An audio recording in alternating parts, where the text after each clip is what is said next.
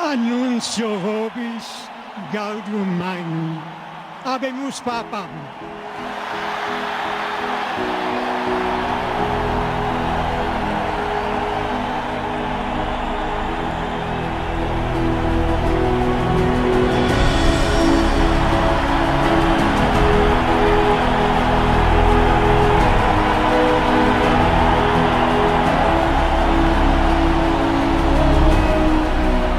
Voi sapete che il dovere del conclave era di dare un vescovo a Roma.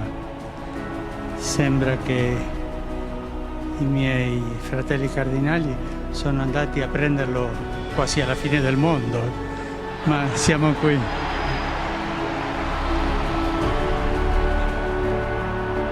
Una iglesia que no se va a quedar quieta, una iglesia no estática. Podemos estar seguros que esa va a ser la iglesia del Papa Francisco. Eso lo ha distinguido siempre a Bergoglio. Un gran jesuita, un hombre de una excelente formación y sobre todo es un hombre de acción. Si leemos los escritos del Papa Francisco, vamos a ver siempre esa preocupación de ir a las fronteras de la pobreza, de la exclusión, de los que están más alejados de Dios. Él siempre fue una persona que tuvo mucho coraje y mucha valentía para plantearse frente a los poderosos y decir lo que pensaba. La voz de los que no tenían voz era el cardenal Bergoglio. Un hombre, una especie de santo del desierto y un gran gestor brillante, una mezcla que normalmente no es tan común que se dé las dos cosas, ¿no? El Papa Francisco, cuya vida ha sido ejemplar, es precisamente la persona que requiere la nueva evangelización. Se ha convertido en un modelo para los millones de católicos en todo el mundo.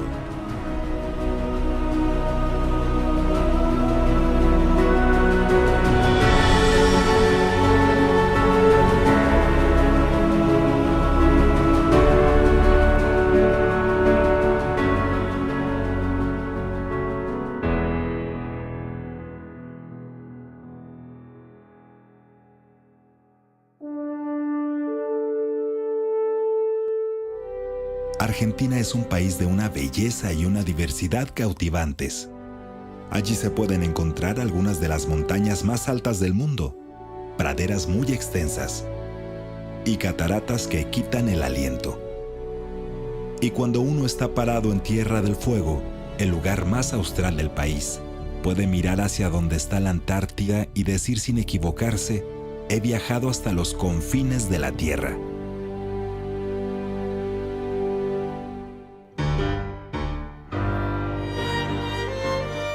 Pero el corazón cultural de Argentina es Buenos Aires, conocida como la París de Sudamérica. Es una ciudad cosmopolita que se destaca por el estilo europeo de su arquitectura y su rica vida cultural. Pero también es una ciudad de contrastes marcados, donde la pobreza y la delincuencia consumen a barrios enteros.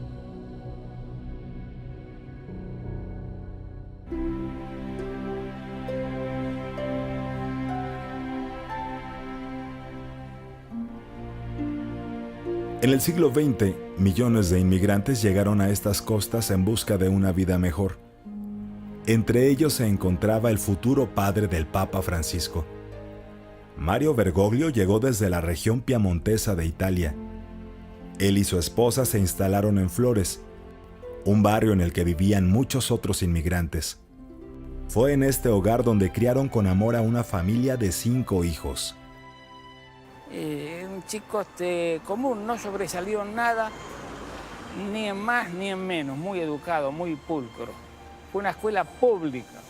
Sus padres eran de una familia modesta y, bueno, Bergoglio, ese es el apellido, era muy amante del tango. Sus pasiones predilectas en el tango fueron Carlos Gardel y Ada Falcón.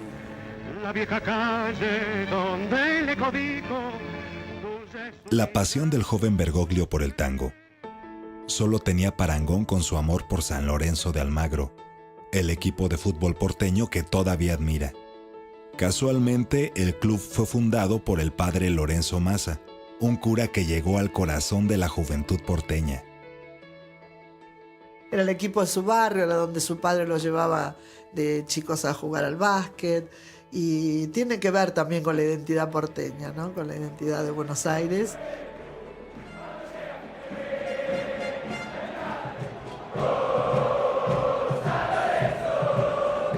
Al joven Jorge le gustaba el fútbol, el tango y pasar el tiempo con sus amigos. También tenía una novia con la que le gustaba pasar el tiempo. Pero una tarde, inesperadamente, descubrió las semillas de la vocación religiosa exactamente aquí, la Basílica de San José de Flores. Sintió que Dios iba a la búsqueda de él, ¿no? Fue un momento. Cuenta que él iba a ir a salir a una excursión con sus amigos. Antes de eso va a una iglesia y se confiesa, y en ese momento, con un sacerdote de mucha espiritualidad, en ese momento siente tan fuerte la vocación que no sale con sus amigos, porque ya no, como que su vida había hecho un cambio. Dopo la confessione ho sentito che qualcosa era cambiato. Io non ero lo stesso, avevo sentito proprio come una voce, una chiamata. Ero convinto che io dovevo diventare sacerdote. Cuando sintió la llamada hacia el sacerdocio, Bergoglio estaba graduándose de técnico químico. Poco después entró en la Compañía de Jesús. Su convicción como un joven seminarista jesuita se fortalecería cuando su vida se vio amenazada por una neumonía que le provocó la pérdida de parte de uno de sus pulmones. Cuando estuvo a punto de morir ya era seminarista, ya había empezado. Y ahí cuenta una cosa muy linda, dice que tuvo un sufrimiento muy grande, realmente tocó el fondo del sufrimiento, y que todo el mundo le decía, no te preocupes, ya va a pasar. Eran frases que no me servía para nada. Lo que sí me sirvió, vino una monja a visitarme y le dijo, estás imitando a Jesús. Y eso, el sufrimiento de Jesús, eso sí le sirvió para aplacar el dolor. Y su momento de vocación, sí, lo cuenta como una cosa muy fuerte, muy importante.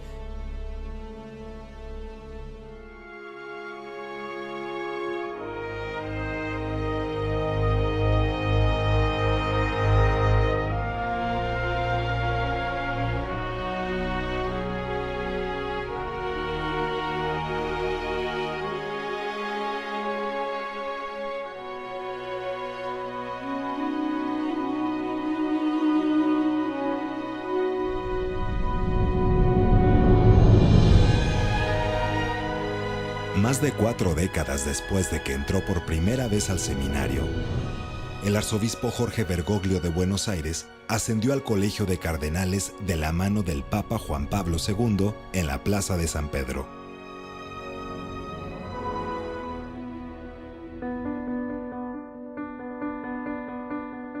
...2001... La economía de Argentina estaba en crisis. Devaluación, altos niveles de desempleo, un gobierno derrocado, disturbios en las calles. Para el cardenal Bergoglio, su tarea era simple: proteger a los inocentes y reconfortar a los que sufrían. Pedimos ser custodios de nuestros hermanos que están pasando por momentos difíciles y no tienen qué comer, son desalojados, no tienen techo, los hermanos que están solos. Hacer la paz es hacernos cargo de esos hermanos. Cuando ya olvidamos a los hermanos que están sufriendo, ya sembramos una semilla de violencia. Bergoglio siempre decía que los pobres y la gente que queda en la calle, él decía al costado del camino, se vuelve invisible. Y Bergoglio siempre le dolía, terminamos no viéndolos, forman parte de un paisaje ignoto. Entonces él se preocupaba porque abriéramos los ojos para tenerlos en cuenta.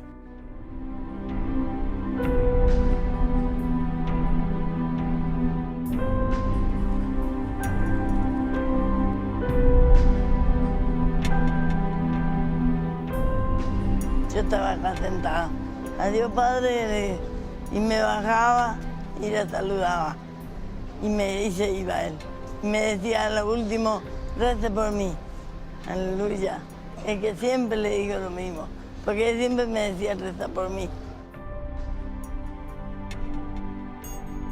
Sí, también siempre ha sido igual, ¿no? Es muy preocupado por el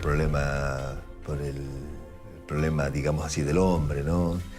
Es preocupado por las injusticias o por la pobreza. Digamos, ha recorrido mucho los barrios de Buenos Aires, siempre, también en San Miguel, ¿eh? Pero que sí que ha recorrido mucho y conoce y aprecia, y la gente lo quiere mucho además, ¿cierto? La verdad es que él fue siempre una persona que le gustó conocer la realidad caminándola. Uno lo encontraba en los barrios, nunca fue un sacerdote de escritorio.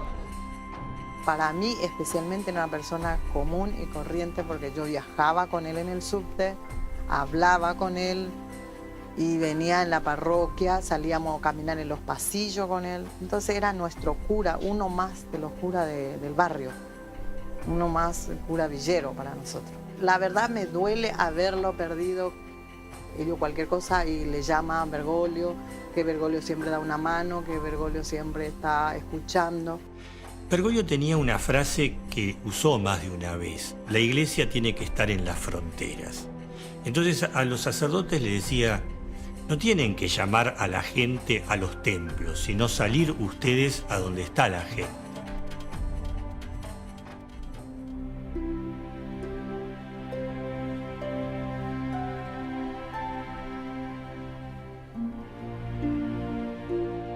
Bergoglio fue criado por su abuela materna.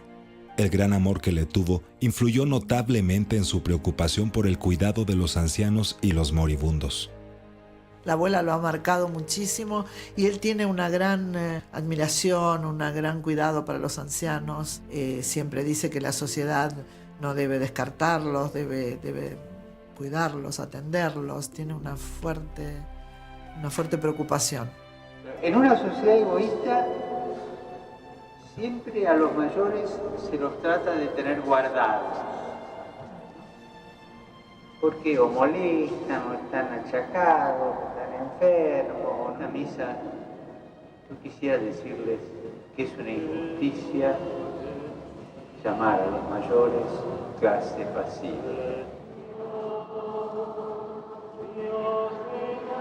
La coherencia de sus valores católicos es intachable. Su defensa de los pobres, los que aún no han nacido, y la santidad del matrimonio despertó la ira de las élites políticas argentinas. El Papa Francisco tiene un gran problema con la estructura de los gobiernos, sobre todo con el de Argentina, que tiene cierto espíritu empresarial. Allí los dirigentes viven muy ostentosamente, mientras los pobres sufren de la miseria y de una gran exclusión. El cardenal Bergoglio se oponía precisamente a eso. Cuando Néstor y Cristina Kirchner promovieron la legalización del matrimonio entre personas del mismo sexo en Argentina, Bergoglio se opuso y señaló que todos los niños merecen una madre y un padre. La presidenta Cristina Kirchner se enfureció ante su oposición a la ley y lo injurió, acusándolo de llevar a cabo una inquisición moderna. Pero así sea por razones sociales y morales, Bergoglio defendió con consistencia la posición católica y su vínculo con la vida de los argentinos. Cuando se observa la vida del Papa Francisco, queda claro que él encarna la fe cristiana con un gran respeto y piedad por los seres humanos, pues no ve distinción alguna entre la justicia social y los problemas sociales. Ve una unidad en todos esos problemas. A él le interesaba la situación social de los pobres, de los ancianos, de los niños. Esa era su gran preocupación, que a veces se interpretaba distinto, era cosa de los periodistas. En primer lugar, que él nunca intervino en política, eso es verdad. Que los periodistas interpretaran que él hacía alusiones a la política, eso es otra cosa. A la incertidumbre de un país dañado por privilegios, por los que utilizan el poder en su provecho, por quienes exigen sacrificios incalculables escondidos en sus burbujas de abundancia, mientras evaden su responsabilidad social y lavan las riquezas que el esfuerzo de todos produce. El cardenal Bergoglio señaló que sus fuertes homilías no eran expresiones políticas, sino un mensaje para todos sobre la necesidad de una moral en la vida cotidiana, pero la prensa y algunos políticos lo tomaron como una afrenta personal. El presidente Néstor Kirchner salió de la iglesia y anunció que Bergoglio era el líder de la oposición. Había mucho resentimiento. Fue una oportunidad para conspirar y hacer circular el rumor de que en la década de los 70 Bergoglio había sido un colaborador de la dictadura militar. El periodista liberal Horacio Verbitsky, exguerrillero de izquierda, acusó a Bergoglio de ser cómplice en el secuestro de 2 curas jesuitas durante los tiempos violentos de la infame Guerra Sucia Argentina. Por mucho tiempo ha existido una vendetta política en Argentina entre la gente de izquierda que perdió la Guerra Sucia y no pudo convertir a Argentina en un país comunista, y la gente de derecha que peleó en su contra. Y el padre Bergoglio estaba justo en medio de esto.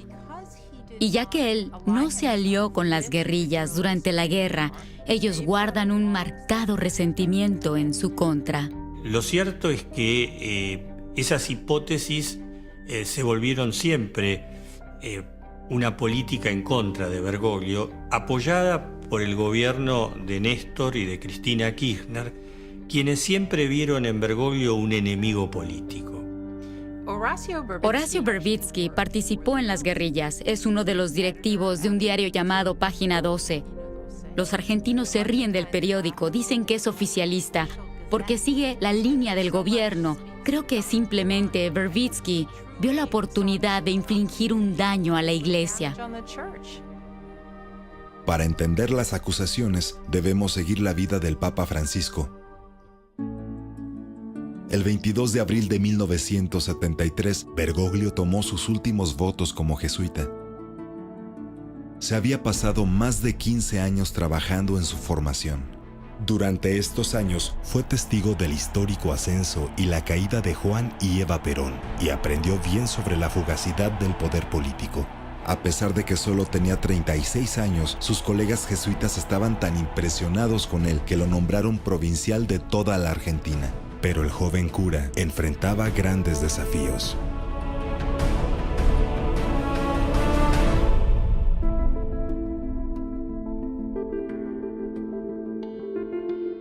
Era un momento muy difícil porque en el 73, en ese año, si no me falla la memoria, tuvimos 4 presidentes y en el 76 los militares toman el poder. Así que a Bergoglio provincial le tocó uno de los periodos más difíciles de la historia argentina. Bergoglio enfrentaba cambios dentro de la iglesia. Un número creciente de curas y teólogos latinoamericanos empezaron a entender la liberación a través de la revolución social, política y económica en su interpretación más extrema. La teología de la liberación justificaba los movimientos guerrilleros de ideas marxistas. Bergoglio alejó a sus curas de la política y la confrontación. Sin embargo, la violencia política estaba demasiado cerca.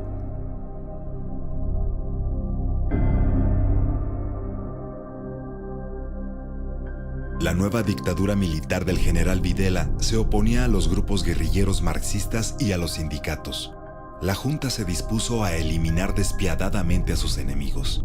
La violencia que siguió se conoce como la Guerra Sucia que desgarró al país. Horacio Verbitsky aseguró que Bergoglio hizo oídos sordos ante el secuestro de 2 jesuitas en 1976 porque no estaba de acuerdo con su compromiso político. Ellos no aceptaron las directivas de Bergoglio como superior, que tenían que retirarse del lugar donde estaban, porque no les podía ofrecer garantías de seguridad frente a la problemática que se planteaba con los secuestros de personas durante la dictadura militar, pero ellos no estuvieron de acuerdo y prefirieron alejarse de la compañía, dejar de ser jesuitas para seguir en la acción pastoral y política donde estaban. Al poco tiempo ellos son secuestrados por las fuerzas militares y son apresados y torturados. Bergoglio hizo que el capellán del dictador dijera que estaba enfermo para que él mismo pudiera ir a ver al dictador y pedirle que liberara a esos jesuitas. Uno de los padres secuestrados, el padre Francisco Jalix, negó las acusaciones diciendo: el hecho es que Orlando Llorio y yo no fuimos denunciados por el padre Bergoglio.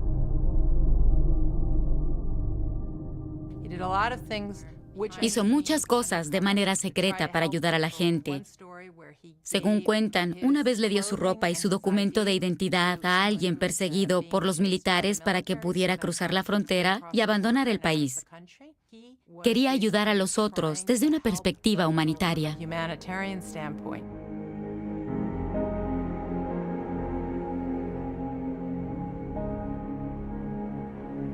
Sus años como provincial de los jesuitas y luego como rector de Teología y Filosofía en el Colegio Máximo de San José revelarían la personalidad y la capacidad de liderazgo del futuro Papa. Parece que si hay un tema que en él viene subrayado es la misericordia. Bergoglio es capaz de perdonar lo que uno mismo quizás no perdonaría.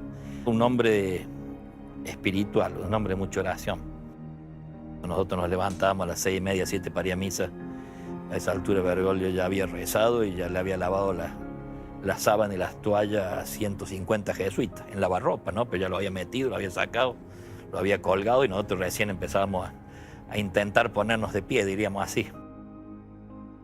Él nos enseñaba a ser amigos en serio, no meros compañeros de trabajo. Amigos, tenemos que querernos, tenemos que estar juntos, especialmente en los momentos difíciles. De una gran inteligencia, también una inteligencia académica y de estudio, pero sobre todo me parece de una inteligencia intuitiva. Vos con muy poquito él te conocía, te calaba, digamos así, vos no le podías, a Bergoglio no le podés disimular las cosas, te cala y te ayuda, ¿no? Él nos enseñó esa dimensión humana del apostolado, de la misión. No puedo transmitirle la fe a un chico si ese chico tiene hambre.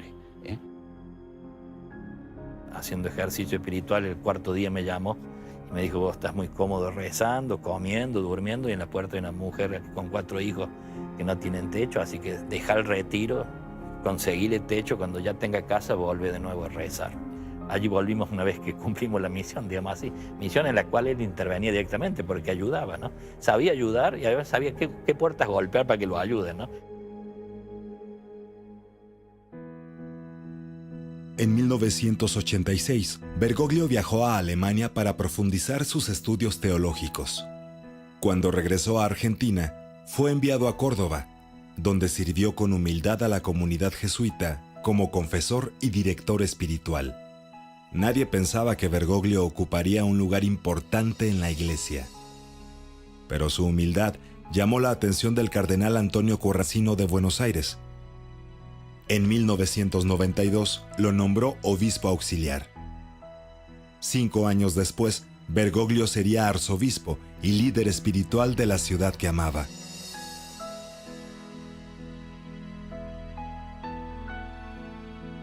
Había recibido una casa muy grande, muy capaz, muy linda en su calidad de obispo, pero que la había recorrido y la encontró llena de elementos, frazadas, alimentos no perecederos.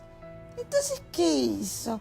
Salía con las mantas, los elementos y los iba repartiendo. El Señor viene a inaugurar su reino. Con su humildad y mansedumbre nos desinstala de todo sueño cómodo de poder y vanidad eclesiásticos y nos invita a volvernos disponibles a estar al servicio de los demás. Y era el arzobispo de Buenos Aires, la máxima autoridad de la Iglesia argentina. Y el primer impacto fue que él atendió personalmente al teléfono, sin secretarias. Eso fue un impacto, dijimos, pero a tal punto que los colegas extranjeros me preguntaban: ¿pero estás segura que es el cardenal? ¿No será un asistente? Todos lo hemos encontrado por las calles de Buenos Aires. Yo lo encontré en el subterráneo, en el metro, más de una vez y intercambiamos unas conversaciones.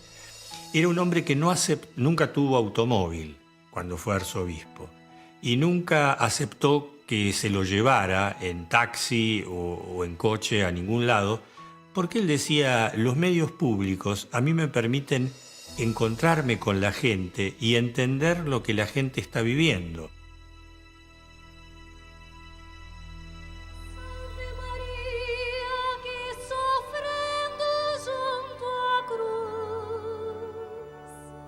La influencia del cardenal Bergoglio se extendió más allá de Buenos Aires. Cuando Benedicto XVI fue a Aparecida, Brasil, Bergoglio estuvo a cargo de redactar uno de los documentos más importantes de la Iglesia en el Nuevo Mundo. Yo tuve el gran gusto de conocerlo en Aparecida, Brasil, cuando hubo la reunión del CELAM. Son personas como él, que yo he visto pocas, de que dan elementos tan profundos, pero de una manera tan sencilla, tan actual, rompía esquemas, digamos así, protocolos, te contaba la anécdota, te contaba y te iba poniendo el mensaje importante en el corazón. Pero su trabajo pastoral en Buenos Aires fue aún mucho más poderoso que sus palabras. Que para él el centro de Buenos Aires no era la Plaza de Mayo, donde estaba o reside el poder, sino más bien la periferia de la ciudad. Él como obispo de Buenos Aires buscó siempre que esos lugares un poco olvidados por el poder sean realmente el centro. Eso no solamente ayudó a que la gente de estos barrios viva mejor, sino también a que el resto de la ciudad de Buenos Aires mire a estos barrios de otra manera. Yo le digo, ¿por qué venís a la villa? Son esas preguntas que yo siempre le hago. ¿Para qué venís en la villa? ¿Por qué venís en la villa? Y él decía que le gusta tener a los pobres cerca, porque los pobres le ofrece el corazón. En su labor para revitalizar la Villa 21, un barrio marginal en donde los taxis no se atreven a entrar y la policía tampoco se anima, el padre Di Paola, que trabajaba allí para Bergoglio, fue amenazado por la mafia de la droga. Entonces fui el otro día y dije, mira, carnal, me han amenazado de muerte. Y creo que puede ser serio. Bueno, entonces él se agarró la cabeza, me acuerdo que se sentó, y me acuerdo la frase primera que le salió fue decirme, la verdad que le voy a pedir a Dios que si tiene que pasar algo, me pase a mí y no a vos, me dijo. De inmediato, Bergoglio se aseguró de que todo el mundo conociera la labor de Di Paola, haciendo públicas las amenazas. El respaldo público salvó la vida de Di Paola. Así que realmente fueron momentos difíciles, pero uno nunca se sintió solo, porque los amigos, la gente de la villa, la gente también de otros lados, la gente de la sociedad en general y sobre todo el obispo, estaba al lado de uno. Fui viendo desde adentro. El Arquidiócesis de Buenos Aires, una arquidiócesis muy compleja, muy grande, como toda ciudad, apoyó un montón de cosas que otros sacerdotes y otras pastorales hicieron, en la cárcel, con los chicos de la calle, con un montón de iniciativas, adquirieron una dinámica bastante fuerte en la arquidiócesis. Eso lo ha distinguido siempre a Bergoglio. Yo nunca lo definiría como un intelectual. Es un hombre de acción. No es un hombre al que le preocupe la cultura como algo académico. Curiosamente, respetaba mucho ese trabajo, pero no era su prioridad. Su prioridad era la acción social. En esta ciudad se explota a trabajadores en talleres clandestinos. En esta ciudad se rapta a las mujeres y a las chicas. Y se las somete al uso y al abuso de su cuerpo. Se las destruye en su dignidad. No gastemos nuestra ternura en cuidar y atender mascotas, dejando de lado el hambre de los chicos. Pero todos tenemos que luchar por nuestros valores y por defender el hogar, por defender la vida, por defender los valores cristianos, defender nuestros chicos, por defender a los chicos que están por venir, por defender a nuestros ancianos, por defender a nuestros enfermos. Hoy yo he venido acá para dar un signo de que tenemos que luchar para defender y acompañar a nuestros enfermos. Alguien me preguntó cuál sería la cualidad más destacable. Es difícil, pero una es la sensibilidad. Estar atento al otro, estar sensible, escuchar lo que necesita el otro. Él trabajó mucho en las cárceles, no se sabía mucho. Iba mucho a los hospitales, iba a los hogares de ancianos. Entonces hacía un acercamiento al que lo necesita.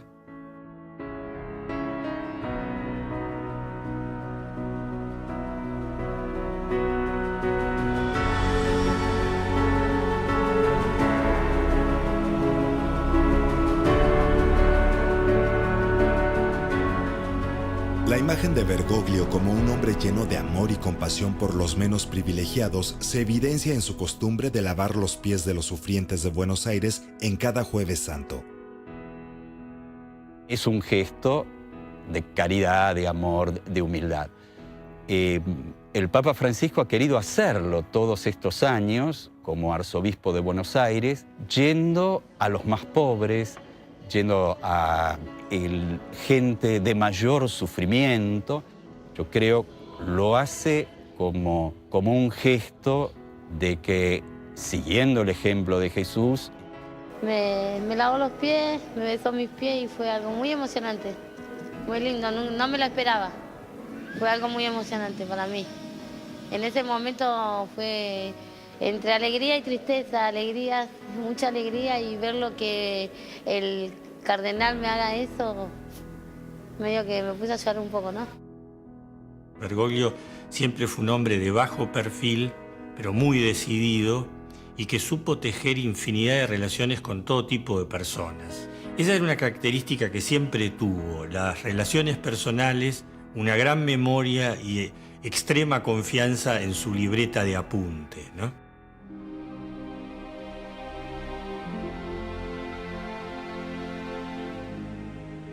Bueno, una vez preguntó lo que es muy común acá en Argentina, y especialmente en Buenos Aires, ¿de qué equipo sos? O sea, simpatizante de quién eres. Entonces, el de San Lorenzo, y yo dije de River.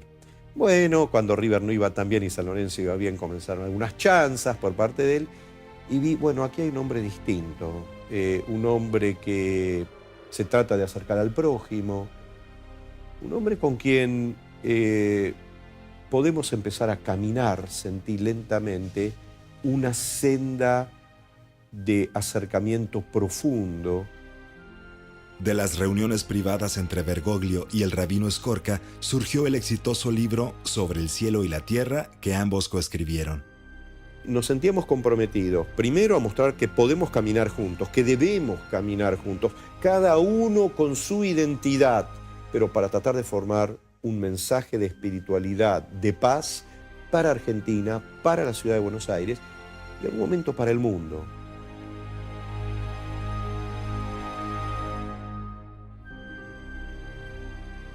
Renunziare iter da die 28 febbraio bis millesimo 13 hora 20 sedes Rome, sede Sancti Petri vacet, et conclave ad elicendum novum sum pontificem, episcopus competit convocandum esse.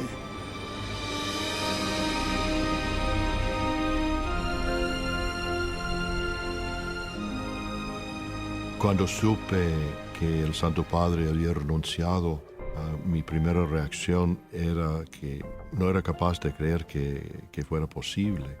Y luego también me di cuenta que tendría que participar en un cónclave muy pronto para seleccionar el nuevo Santo Padre, y empezamos a rezar y pensar en eso. Padre nostro que sei nei cieli. Nos invitó a rezar con él las oraciones de siempre, las oraciones que todos como católicos conocemos, el Ave María, el Padre Nuestro.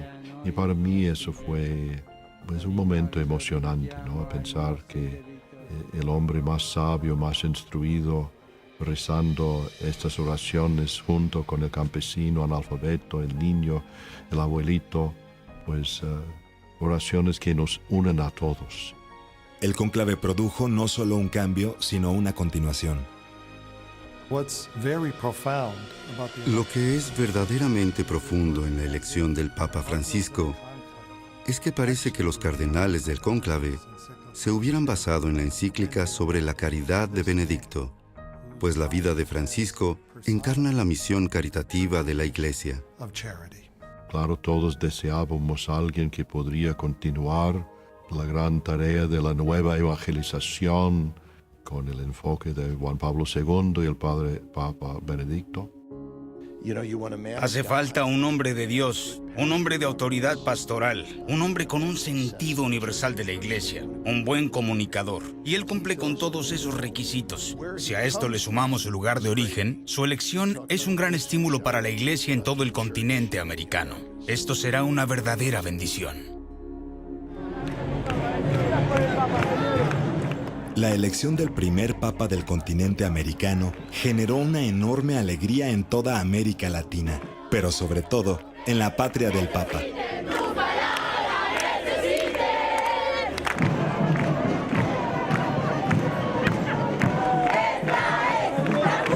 la verdad que es una inmensa alegría que tengamos un papa argentino, un papa latinoamericano, el primero en la historia. Y la verdad que es un orgullo para uno ser joven y vivir este momento junto a nuestros amigos y con toda la iglesia también.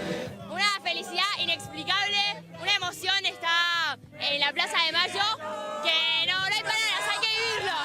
Ya estoy feliz porque es un hombre capaz, inteligente, humilde, con muchas ganas de poder transformar la iglesia. Fue muy emotivo y veía esa cara y de repente la imagen vestido de blanco. Me llamó por teléfono de Roma y me dice, mire, no me dejaron salir de Roma. Llegué aquí, me agarraron y no me dejaron volver. Lo primero que sentí junto con la alegría fue la tristeza de decir, lo hemos perdido. Ahora es de todo el mundo, pero sin duda de una gran alegría. Hizo la providencia que hizo que saliese elegido uno de aquí, de esta tierra, que tanto queremos. Entonces, nos ha despertado esos sentimientos de fervor religioso.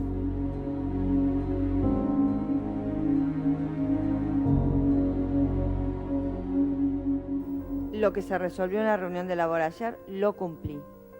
La senadora Liliana Negrete Alonso, que siempre apoyó a Bergoglio durante el arduo debate sobre el matrimonio entre personas del mismo sexo y el aborto, estaba hablando en el Senado argentino cuando llegó la noticia sobre el nuevo papa. Sí, pido una interrupción, disculpen, no puedo seguir hablando, estoy sumamente emocionada.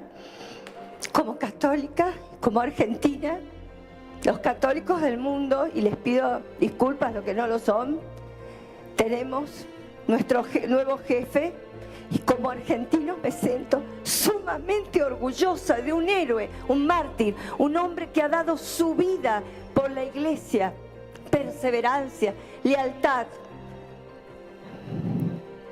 Me pongo de pie simbólicamente ante el nuevo soberano de la Iglesia Católica, ante el sucesor de Pedro, ante el representante de Cristo en la tierra, y se me hincha el corazón de orgullo porque un hermano argentino ha llegado a ocupar el lugar. Gracias, presidente. Muchas gracias, senadora. Disculpen esta breve interrupción. Muchas gracias. Fue vituperado, fue insultado, fue mancillado, y de golpe el Señor lo pone en ese lugar, en sucesor de Cristo, sucesor de Pedro en la tierra. Me fui a mi oficina a llorar de la alegría y a darle gracias a Dios porque lo había compensado realmente a esa persona que había sufrido en carne propia las llagas del Calvario. Siempre dispuesto al perdón, y a pesar de los ataques previos que fueron bien documentados, el Papa recibió a la presidenta argentina Cristina Kirchner en su primera reunión con un jefe de Estado.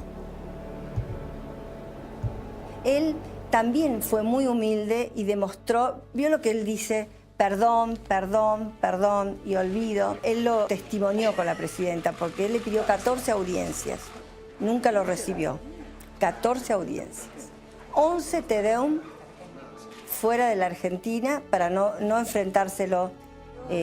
a él. Y sin embargo él le da, en vez de darle una visita solo protocolar, la recibe en ese almuerzo de 2 horas y pico, sin prensa, sin protocolo, sin rencores.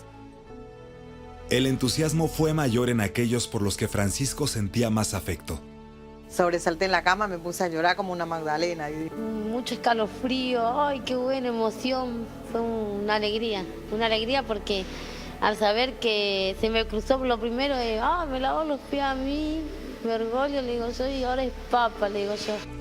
Y bueno, ya está, ya hay una alegría grande, tiene una sensación de que este es el Papa de las villas, así lo nombran, así nos regalaron ahí un cartel en la capilla nuestra, nos trajeron de la Villa 21. La identificación de él con las villas, yo digo, hay una realidad, los sectores más populares en este momento están muy contentos de la elección de Francisco. En los días que siguieron a su elección, todos querían ser parte del momento histórico, incluso el club deportivo que el Papa había seguido desde su infancia. El Papa fue elegido Papa un día miércoles y San Lorenzo jugaba el sábado o el domingo siguiente en Colón, en la provincia de Santa Fe, con Colón de Santa Fe. Entonces, algo alegórico a él teníamos que poner en la camiseta. Entonces pedimos autorizaciones a la AFA, nos autorizó por única vez a colocarle Papa Francisco y su foto. Para nosotros es algo tremendamente importante, no solamente San Lorenzo de Almagro, si bien es un club grande de la República Argentina, no es tan conocido como a partir de ahora del Papa. Ha tenido una trascendencia tremenda y bueno, para nosotros creo que colmó todas las expectativas y nos superó totalmente, realmente.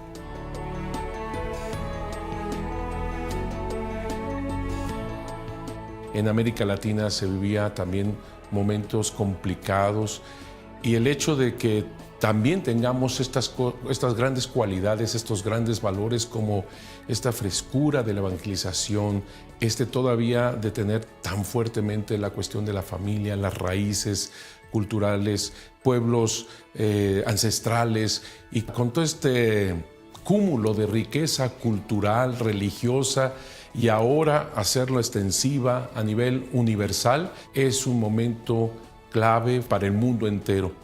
No solamente hemos recibido la primera evangelización, sino ahora tenemos que ser los actores principales en la nueva evangelización. Por eso es tan importante que el Espíritu Santo haya iluminado a los cardenales para la elección del Papa Francisco. Hay muchísimos latinos que emigran a Estados Unidos y que representan una nueva oportunidad para la Iglesia. Ellos están muy entusiasmados con este nuevo Papa. Creo que esto hará posible que la población hispana se vincule más estrechamente con la Iglesia Católica.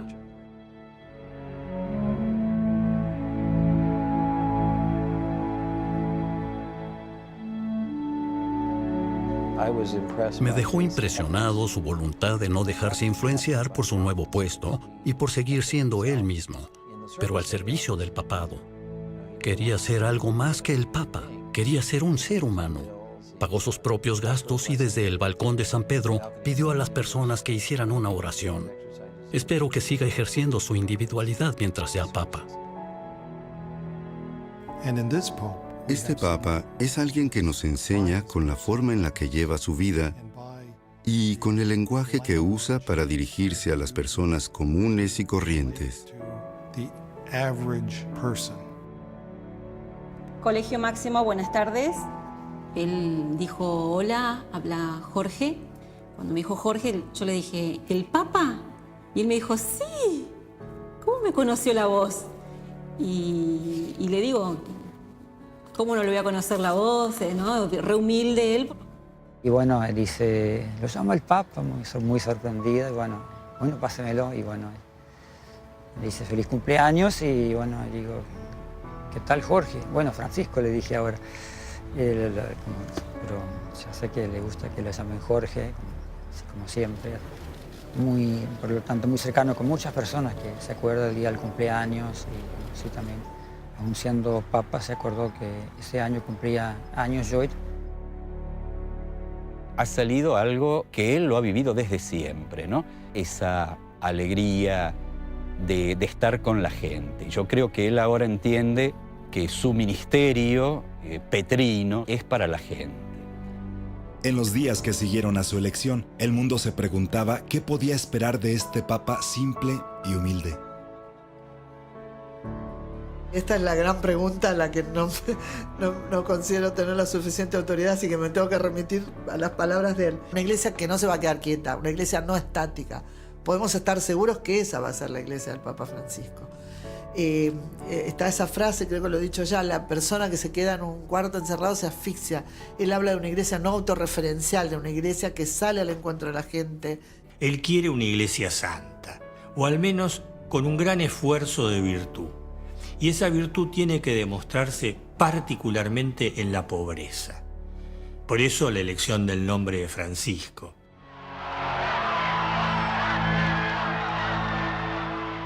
En su primer viaje internacional, el Papa Francisco viajó a Brasil para la Jornada Mundial de la Juventud en Río de Janeiro. Ahí le dio la bienvenida a millones de jóvenes, retándoles a descubrir el poder transformativo de su fe católica. Já está sentindo o espírito da jornada muito forte nas pessoas, elas te olham diferente quando te veem com o kit. A gente sente realmente que é uma alegria receber os peregrinos e receber o Papa.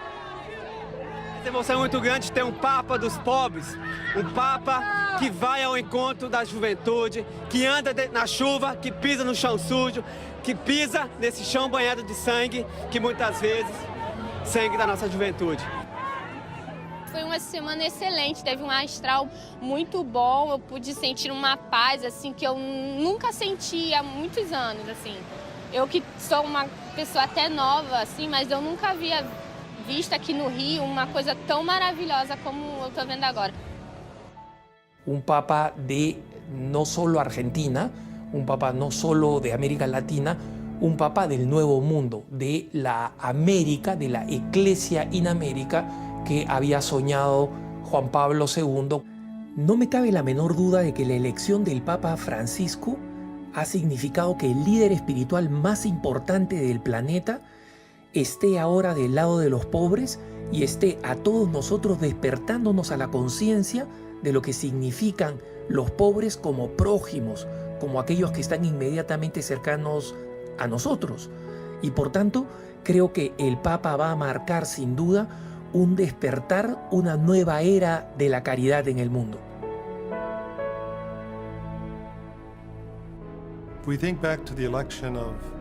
Si revisamos la elección del Papa Juan Pablo II en la década del 70, veremos que generó un renacimiento del cristianismo detrás de la cortina de hierro.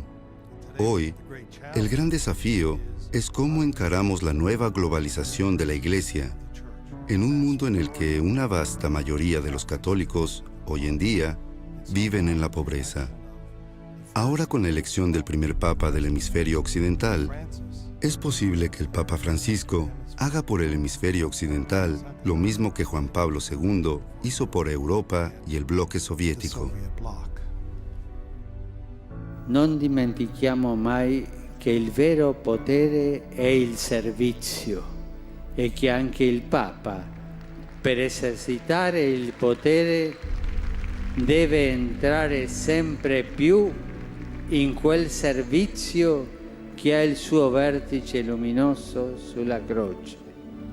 Deve guardare al servizio umile, concreto, ricco di fede di San Giuseppe e come lui aprire le braccia per custodire tutto il popolo di Dio e accogliere con affetto e tenerezza la intera umanità, specie i più poveri, i più deboli, i più piccoli, quelle che Matteo descrive nel giudizio finale sulla carità. Chi ha fame, sete, chi è straniero, nudo, malato, in carcere. Solo qui serve con amore, sa custodire.